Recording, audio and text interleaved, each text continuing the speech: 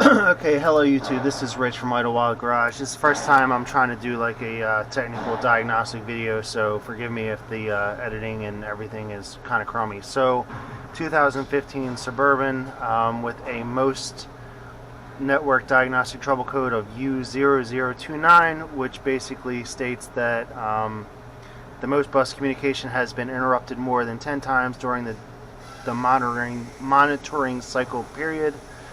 So if you pull up the most communication bus, you'll have your radio, which is the main component. Then you have your disc player, your HMI module, your radio amplifier, and the instrument cluster. So when you look at this in GDS2, you go to module diagnostics, radio, and your data display. You can look down at, once it pops up here, your number of most communication breaks is 2166, 2167, 2168.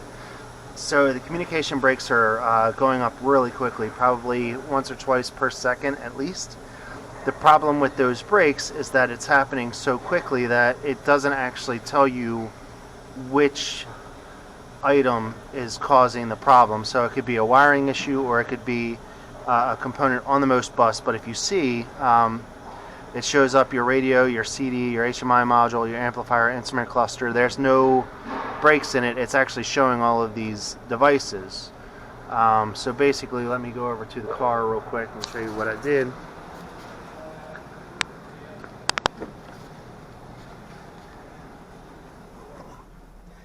Basically, I had to take a lot of stuff apart to try to find this. And what I did was I got out the special tool EL51578, which is the most bus diagnostic toolkit.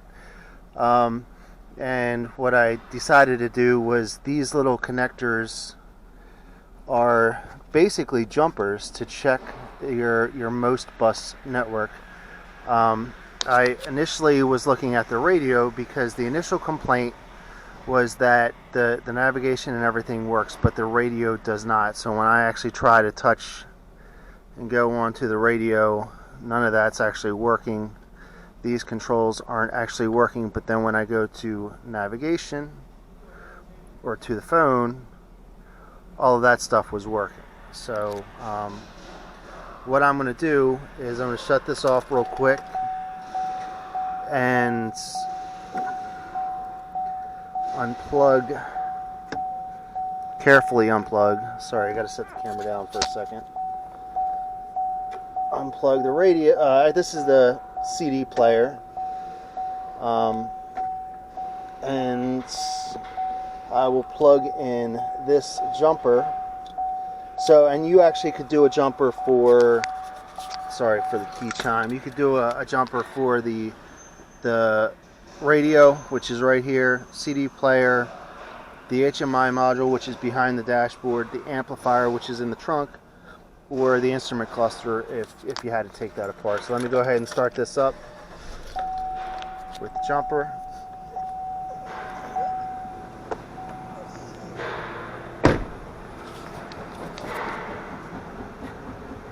Now if you look at it,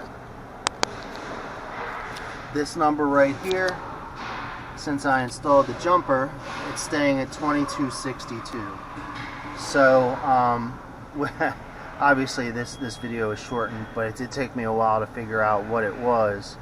But that jumper eliminated the CD player, and now, as you can see, the CD player doesn't even show up. Well, actually, let me hold on a second.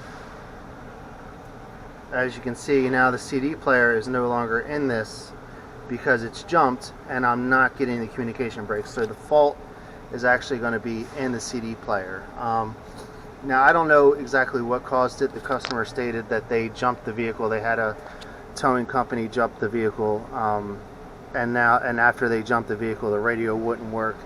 I personally think it's crazy that would burn something out of the CD player. I think it's totally random, but that was the problem.